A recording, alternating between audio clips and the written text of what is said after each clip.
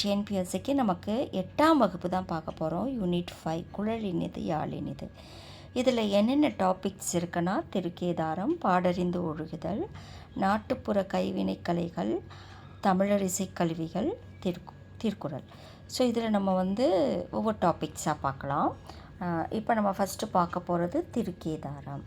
சொல்லும் பொருளும் தான் இதில் பார்க்க போகிறோம். இதில் பண் இசை, பண்ண இசை, கனகச்சுனை, பொன் வண்ண நீர்நிலை, மத வேழங்கள், மத யானைகள். வேழங்கள் அப்படின்னா யானைகள், முரலும் முழங்கும், பழவை முதிர்ந்த மூங்கில். ஸோ இதெல்லாம் நல்ல மீனிங் பார்த்துக்கங்க. காட்டிலிருந்து வந்த டேஷ் கரும்பை தின்றன வேலங்கள். வேலங்கள்னால் யானைகள். அடுத்து கனகச்சுனை என்னும் சொல்லை பிரித்து எழுத கிடைப்பது கனகம் கூட்டல் சுனை, கனகச்சுனை. அடுத்து முழவு கூட்டல் அதிர என்னும் சொல்லை சேர்த்து எழுத கிடைப்பது முழவுதிர. தமிழ் இசையோடு இணைந்து இசைக்கும் இசைக்கருவிகளாக சுந்தரர் கூறுவன யாவை? புல்லாங்குழல் மற்றும் முழவு ஆகியவற்றை தமிழ் இசையோடு இணைந்து இசைக்கும் இசைக்கருவிகளாக சுந்தரர் கூறுகிறார். என்னன்னா புல்லாங்குழல் மற்றும் முழுவு. அடுத்து நம்பியாரூர் தம்பிரான் தோழர் என்னும் சிறப்பு பெயர்களால் அழைக்கப்பட்டவர் டேஷ் சுந்தரர். தேவாரத்தை தொகுத்தவர் நம்பியாண்டார் நம்பி. 12 திருமுறைகளுள் 7ஆம் திருமுறையாக இயற்றியவர் சுந்தரர். டேஷ் என்னும் தலைப்பில் அமைந்த கவிதை பேழை பாடலை இயற்றியவர் சுந்தரர். திருக்கேதாரம். திருக்கேதாரம் என்னும் தலைப்பில் அமைந்த கவிதை பேழை தான் இங்கே கொடுத்துருக்காங்க. பதிகம் என்பது டேஷ் பாடல்களை கொண்டது, 10 பாடல்களை கொண்டது. அடுத்து டேஷ் பொன்வண்ண நிறமாக இருந்ததாக சுந்தரர் குறிப்பிடுகிறார். நீர்நிலைகள். டேஷ் வைரங்களைப் போல இருந்ததாக திருக்கேதாரம் குறிப்பிடுகிறது. நீர்த்திவளைகள். டேஷ் தேவாரம் படிய மூவருள் ஒருவர் சுந்தரர். டேஷ் 12 திருமுறைகளுள் 7ஆம் திருமுறையாக வைக்கப்பட்டுள்ளன தேவார பாடல்கள். 12 திருமுறைகளுள் தேவார பாடல்கள் 7ஆம் திருமுறையாக அமைக்கப்பட்டுள்ளது. திருத்தொண்ட தொகையை டேஷ் இயற்றினார் சுந்தரர். திருத்தொண்ட தொகையை இயற்றியவர் சுந்தரர். சுந்தரரின் திருத்தொண்ட தொகையை முதல் நூலாக கொண்டே சேக்கிழார் டேஷ் படைத்துள்ளார் பெரிய புராணத்தை. ஸோ இதை நல்லா பார்த்துக்கங்க. சுந்தரரின் திருத்தொண்ட தொகையை முதல் நூலாக கொண்டு தான் சேக்கிழார் பெரிய புராணத்தை படைத்துள்ளார்.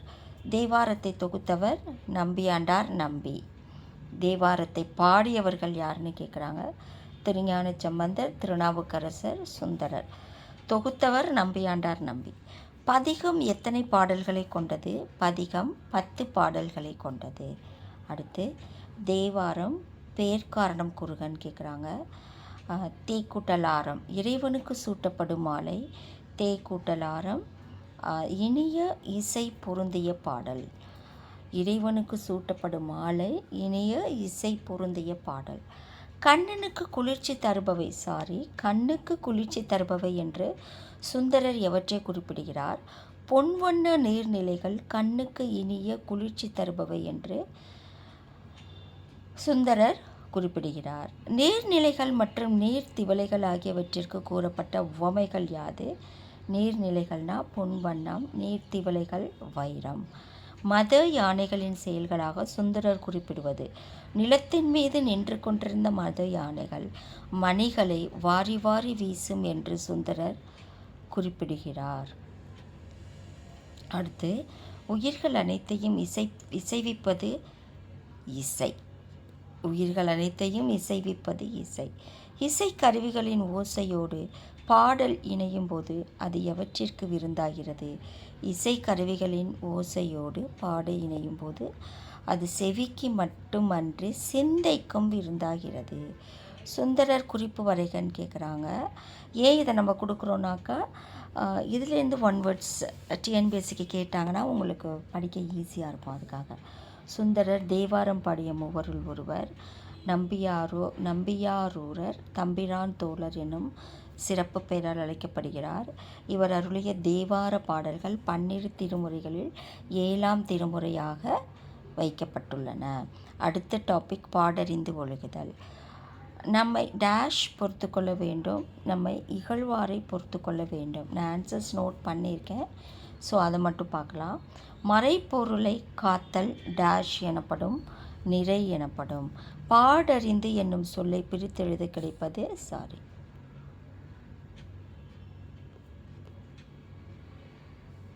சாரி கொஞ்சம் வெளியில் வந்துடுச்சு.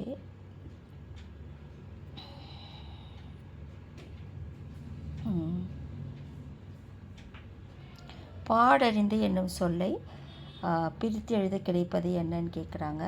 பாடு கூட்டல் அறிந்து பாடறிந்து. அடுத்து பண்பு அன்பு ஆகியவை பற்றி கழித்தொகை கூறுவன யாவை? பண்பு என்பது சான்றோர் காட்டிய வழியில் நடத்தல். அன்பு என்பது உறவினர்களோடு வெறுப்பின்றி வாழ்தல். அடுத்து முறை பொறை என்பவற்றிற்கு கலித்தொகை கூறும் விளக்கம் யாது? முறை என்பது குற்றம் செய்தவருக்கு உரிய தண்டனை வழங்குதல். பொறை என்பது தம்மை இகழ்வாரையும் பொறுத்தல். அடுத்து நமக்கு இருக்க வேண்டிய பண்பு நலன்களாக நல்லந்துவனார் கூறும் விளக்கங்களை தொகுத்தெழுதுகன்னு கேட்குறாங்க. இல்வாழ்க்கை என்பது ஏழைகளுக்கு உதவி செய்தல். பாதுகாத்தல் என்பது சான்றோர் காட்டிய வழியில் நடத்தல். அன்பு என்பது உறவினர்களோடு வெறுப்பின்றி வாழ்தல். அறிவு என்பது அறிவற்றவர்கள் கூறும் சொற்களை பொறுத்தல். செறிவு என்பது முன் சொன்ன வாக்கை மறுக்காமல் காப்பாற்றுதல். நிறை என்பது மறைப்பொருளை அழியாமல் காத்தல். முறை என்பது குற்றம் செய்தவர் கூறிய தண்டனை வழங்குதல். பொறை என்பது தம்மை இகழ்வரையும் பொறுத்தல். இத்தகைய பண்புகளை பின்பற்றி வாழ வேண்டும் என்று கலித்தொகை கூறுகிறது. அதாவது நல்லந்துவனார், கலித்தொகை இயற்றிய நல்லந்துவனார் கூறுகிறார். அது இதற்கான சொல்லும் பொருளும் என்னன்னு பார்க்கலாம். அளந்தவர் வறியவர், கிளை உறவினர், செராமை வெறுக்காமை, பேதையார் அறிவற்றவர், நோன்றல் பொறுத்தல், மறாமை மறவாமை, போற்றார் பகைவர், பொறை பொறுமை. அடுத்து கலித்தொகை டேஷ் நூல்களில் ஒன்று, 8 தொகை நூல்களில் ஒன்று. கலித்தொகையில் அமைந்துள்ள பாடல்களின் எண்ணிக்கை, கலித்தொகையில் 150 பாடல்கள் அமைந்துள்ளது. அடுத்து கலித்தொகையை தொகுத்தவர் நல்லந்துவனார். நல்லந்துவனார் கலித்தொகையில் டேஷ் கலியை பாடியுள்ளார். நெய்தல் களி. இதெல்லாம் கேட்பாங்க, பார்த்துக்கங்க. நல்லந்துவனார் கலித்தொகையில் நெய்தல் களியை பாடியுள்ளார். கிளை என்பதற்கு டேஷ் என்று பொருள், உறவினர் என்று பொருள். அடுத்து நோன்றல் என்பதற்கு பொறுத்தல் என்பது பொருள். அடுத்த கொஸ்டின் மறாமை. இது ஏற்கனவே நம்ம பார்த்துருக்கோம். மறாமை அதாவது முன்னாடியே இதுக்கான பொருளெல்லாம் பார்த்துருக்கோம். மறாமை என்பதற்கு மறவாமை என்று பொருள். அடுத்து போற்றோர் பகைவர், சொல்லும் பொருளும்ல பார்த்தோம். இதெல்லாம் ஒவ்வொரு மனிதனும் வளர்த்து கொள்ள வேண்டிய உயர் குணங்கள் அன்பு, அறிவு, பண்பு. இல்வாழ்வு என்பது என்ன? இல்வாழ்வு என்பது வறியவருக்கு உதவி செய்தலாகும். பொறுமை எனப்படுவது யாதுன்னு கேட்குறாங்க. தம்மை இகழ்வாரை பொறுத்தல் தான் பொறுமை. நீதிமறை எனப்படுவது யாரு? நீதிமறை எனப்படுவது குற்றம் செய்தவருக்கு உரிய தண்டனையை வழங்குதல். அறிவு என கலித்தொகை கூறுவது என்ன? அறிவற்றவர்கள் கூறும் சொற்களை பொறுத்து கொள்வதே அறிவு என கலித்தொகை கூறுகிறது. நல்லந்துவனார் குறிப்பு வரைக. கலித்தொகையை தொகுத்த நல்லந்துவனார் சங்ககால புலவர்களுள் ஒருவர். கலித்தொகையின் நெய்தல் களி பாடல்களை பாடியவர் நல்லந்துவனார். கலித்தொகையின் பிரிவுகளை எழுதுகன்னு கேட்குறாங்க. குறிஞ்சிக்களி, முல்லைக்களி, மருதக்களி, நெய்தற்களி, பாலைக்கனி. அடுத்து நாட்டுப்புற கைவினை கலைகள். அடுத்த டாபிக் நம்ம வந்துட்டோம். பழந்தமிழர் இலக்கியங்களை பாதுகாத்து வைத்தவை பனையோலைகள். பழந்தமிழ் இலக்கியங்களை பாதுகாத்து வைத்தவை. அடுத்து பானை டேஷ் ஒரு சிறந்த கலையாகும். வனைதல், வனைதலுக்கான சிறந்த கலை. மட்டுமல்ல என்னும் சொல்லை பிரித்தெழுத கிடைப்பது மட்டும் கூட்டல் அல்ல, மட்டுமல்ல. கயிறு கூட்டல் கட்டில் என்பதை சேர்த்தெழுத கிடைப்பது கயிற்றுக்கட்டில். அடுத்து மண்பாண்டம், சுடுமண். சுடுமண் சிற்பம் 2 ஒப்பிட்டு கேட்டிருக்காங்க. ஸோ இதில் ஆன்சர் பார்த்தீங்கன்னா, களிமண்ணை ஒரு நாள் முழுவதும் ஊற வைத்து மெல்லிய மணல் மற்றும் சாம்பல் சேர்த்து சக்கரத்தால் செய்வது மண்பாண்டம். இது சுடுமண் சிற்பம் அப்படின்றது களிமண்ணால் செய்யப்பட்டு சூளையில் சுட்டு எரித்து எடுக்கப்படுபவை சுடுமண் சிற்பங்கள். அடுத்து, தமிழருக்கும் மண்பாண்ட கலைக்கும் உள்ள தொடர்பை காட்டும் சான்று எழுதுக. சிந்து சமவெளி அகழாய்வில் கிடைத்த பானை ஓடுகள், ஆதிச்சநல்லூரில் கிடைத்துள்ள முதுமக்கள் தாழிகள், கண்டியூரில் கிடைத்துள்ள மண்கலன்கள், கீழடியில் கிடைத்துள்ள சுடுமண் பொருட்கள். அடுத்து, பானை ஓடுகள் கிடைத்துள்ள இடம் சிந்து சமவெளி, முதுமக்கள் தாழிகள் கிடைத்துள்ள இடம் கிடைத்துள்ள தமிழக இடம் ஆதிச்சநல்லூர். மிகவும் பழமையான கைவினைகளுள் ஒன்று மண்பாண்ட கலை. பானை செய்யும் சக்கரத்திற்கு திருவை என்று பெயர். பானை செய்தலை டேஷ் என்று சொல்வது மரபு. பானை வனைதல். மண்பாண்ட கலையின் இன்னொரு வளர்ச்சி நிலை சுடுமண் சிற்பக்கலை. அடுத்து, தமிழ்நாட்டின் மாநில மரம் பனை. மாநில மரம் பனை. ஸோ இதெல்லாம் நல்லா நோட் பண்ணிக்கோங்க.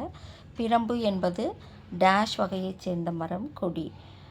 கலாமஸ் ருடாங் என்றும் தாவரவியல் பெயர் கொண்டது பிரம்பு. குழந்தையை படுக்க வைக்க உதவும் பாய் தடுக்குப்பாய். அடுத்து, பொறுத்துக சொல்லியிருக்காங்க. இதில் என்ன பொறுத்துக்க கொடுத்துருக்காங்கன்னா, ஃபஸ்ட்டு சிந்து சமவெளி, ஆதிச்சநல்லூர், செம்பியன் கண்டியூர், கீழடி. இதில் என்னென்ன பொருட்கள் கிடைச்சதுன்றதை நம்ம பொருத்தணும்.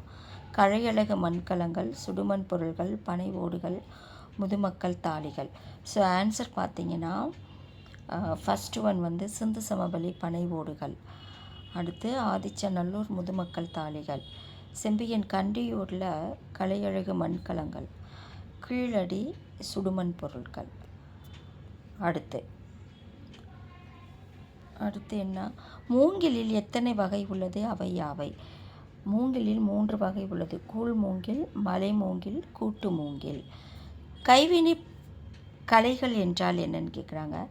அன்றாட பயன்பாட்டுக்காக அழகிய பொருளை தொழில் முறையில் உருவாக்கும் கலையை கைவினை கலைகள் என்பர். கைவினை பொருட்கள் செய்ய பயன்படும் மூங்கில். கூட்டு மூங்கிலே கைவினை பொருட்கள் செய்ய பயன்படும் மூங்கிலாகும். தமிழ்நாட்டின் மாநில மரம் பனை. பனைமட்டையின் ஆறிலிருந்து தயாரிக்கப்படும் பொருட்கள் கயிறு, கட்டில், கூடை. அடுத்து, பாய்களின் வகைகளை கூறு. தடுக்குப்பாய். குழந்தையை படுக்க வைப்பது பந்திப்பாய். உட்கார்ந்து உண்ண வைப்பது திண்ணைப்பாய். உட்காரவும் படுக்கவும் உதவுவது பட்டுப்பாய். திருமணத்திற்கு பயன்படுவது தொழுகைப்பாய். இஸ்லாமியர் தொழுகைக்கு பயன்படுவது. சாரி, இது எல்லாமே ரிவர்ஸில் வந்திருக்குப்பா. அதாவது, பாய்களின் வகைகளை கூடு அப்படின்னா தடுக்குப்பாய். தடுக்குப்பாய்னா குழந்தையை படுக்க வைப்பது. பந்திப்பாய்னா உட்கார்ந்து உண்ணவுதான். நான் தப்பாக சொல்லிட்டேன். ஆன்சரை வந்து இதுன்னு சொல்லிவிட்டு இதுக்கான ரீசன் வந்து இதுன்னு சொல்லிட்டேன். சாரி. அதாவது, பாய்களின் வகைகள் என்னென்ன இருக்குது அப்படின்னாக்கா தடுக்குப்பாய். இந்த தடுக்குப்பாய் எதுக்கு உதவுதுனாக்கா குழந்தைகளை படுக்க வைக்க. பந்திப்பாய் உட்கார்ந்து உண்ண உதவுவது. அதான் யோசித்தேன் நான், இது என்னது மாறி மாறி வருதே அப்படின்னு. சாரி, மிஸ்டேக் பண்ணிட்டேன். பந்திப்பாய்னாக்கா உட்கார்ந்து உண்ண வைப்பது தான் பந்திப்பாய். அடுத்து, திண்ணைப்பாய்னா உட்காரவும் படுக்கவும் உதவுவது. பட்டுப்பாய் திருமணத்திற்கு பயன்படுவது. தொழுகை தான் இஸ்லாமியர் தொழுகைக்கு பயன்படுது. சாரி. ஓகே, இப்போ நான் சொன்னது எல்லாமே கரெக்டு. தமிழரின் இசைக்கருவிகள். அடுத்த டாபிக். நகை, அழுகை, வீரம் உள்ளிட்ட 9 சுவைகளை வெளிப்படுத்தக்கூடிய கலையாக பிறந்தது இசை. இசையை டேஷ் வகையாக பிரிப்பார். 2 வகையாக பிரிப்பார். இசைக்கருவிகளை இசைத்து பாடல் பாடுவோர் பாணர் எனப்பட்டனர். அடுத்து, விலங்குகளின் தோலால் மூடப்பட்டு செய்யப்படும் கருவிகள் தோல் கருவிகள். சிறு உடுக்கையை டேஷ் என்பர், குடுகுடுப்பை. குடமுழாவினை டேஷ் என்றும் அழைப்பர், பஞ்சமகா சப்தம். சங்கு ஓர் இயற்கை கருவி. தமிழர்கள் போர் துணையாக கொண்ட கருவிகளுள் முதன்மையானது முரசு. இசைக்கருவிகளை இசைத்து பாடுவோர் டேஷ் எனப்பட்டனர், பாணர். அடுத்து தண்டுடுக்கை தாளந்தக்கை சாரநடம் பயில்வார் என்ற வரிகள் இடம்பெற்ற நூல். தண்டுடுக்கை தாளத்தக்கை சாரநடம் பயில்வார் என்ற வரிகள் இடம்பெறும் நூல் தேவாரம். அடுத்து பொறுத்துக்க தான் கொடுத்துருக்காங்க. குடமுழா, சங்கு, சால்ரா, சேக்கண்டி, திமிலை. ஸோ பாண்டில், சேமங்கலம், பாணி, பணிலம். இதை கரெக்டாக பொருத்தணும்னு சொல்லியிருக்காங்க. ஃபஸ்ட்டு குடமுழா. குடமுழனா பஞ்சமகா சப்தம். சங்கு, சங்குன்றது பணிலம். சால்ரா, சால்ரான்றது பாணி. சேக்கண்டி, சால்ரா என்னன்னா பாண்டில். ஃபஸ்ட்டு ஒன்று தான் சால்ரா.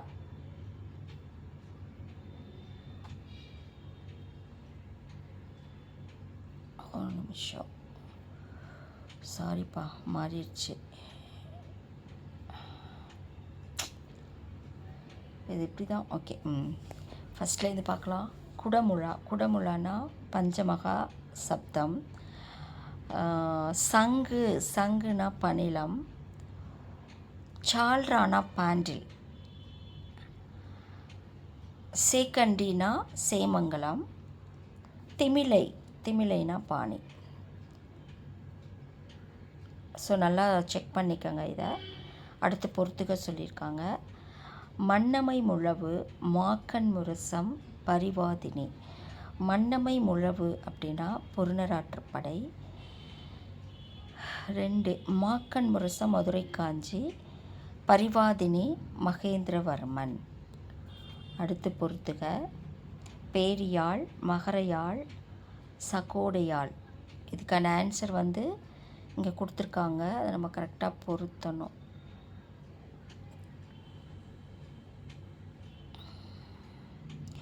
பேரியாழ் நரம்புகளை கொண்டது.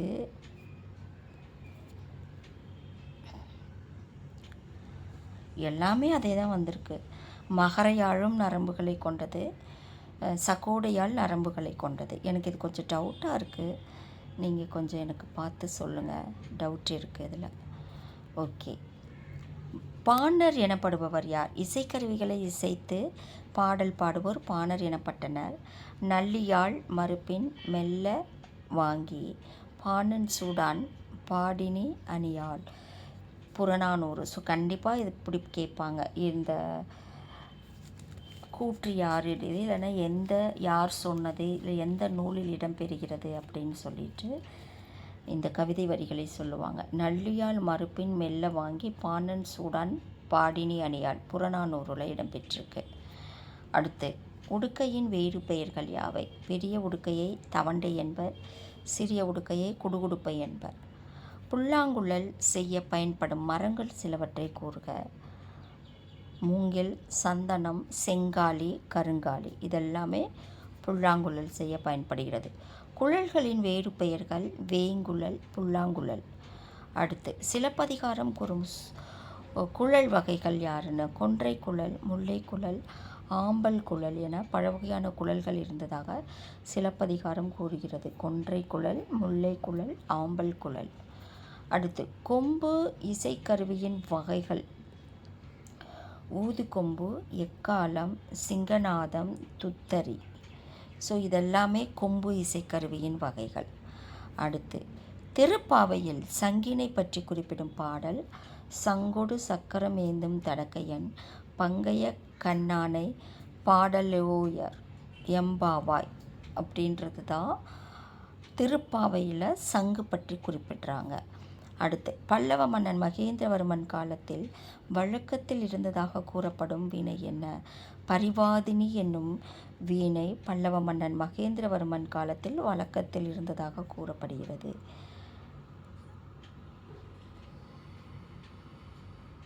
பரிவாதினி, இங்கே வினைன்னு படிச்சுட்டேன். ஆக்சுவலி வீணை.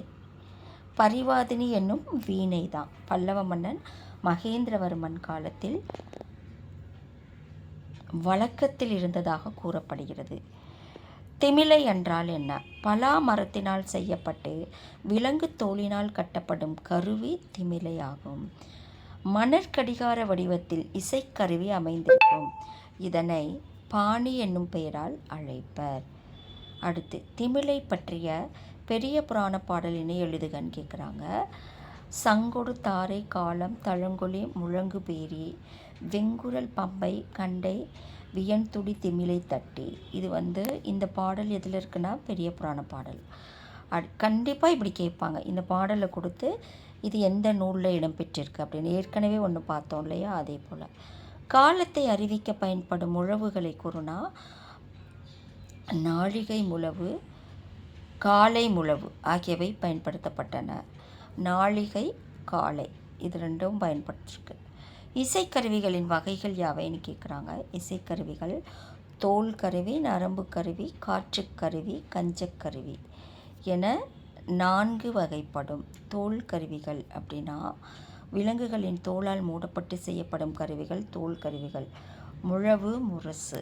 நரம்பு கருவிகள்னால் நரம்பு அல்லது தந்திகளை உடையவை நரம்பு கம்பிகள், எடுத்துக்காட்டு யாழ், வீணை. காற்று கருவிகள்னால் காற்றை பயன்படுத்தி இசைக்கப்படுபவை காற்று கருவிகள் எனப்படும், எடுத்துக்காட்டு குழல், சங்கு, இதெல்லாம் காற்று கருவிகள். கஞ்சக்கருவிகள். கஞ்சக்கருவிகள்னால் ஒன்றோடு ஒன்று மோதி இசைக்கப்படுபவை கஞ்சக்கருவிகள், அதாவது சால்ரா, சேக்கண்டை, இதெல்லாம் கஞ்சக்கருவிகள் எனப்படும். ஸோ இதோடு இந்த வீடியோ முடியுது. கண்டிப்பாக உங்களுக்கு இது ரொம்ப யூஸ்ஃபுல்லாக இருந்திருக்கும். உங்கள் ஃப்ரெண்ட்ஸ் யாருக்காவது தேவைன்னா இதை நீங்கள் ஷேர் பண்ணுங்கள். நம்ம அடுத்த வீடியோவில் பார்க்கலாம். நன்றி.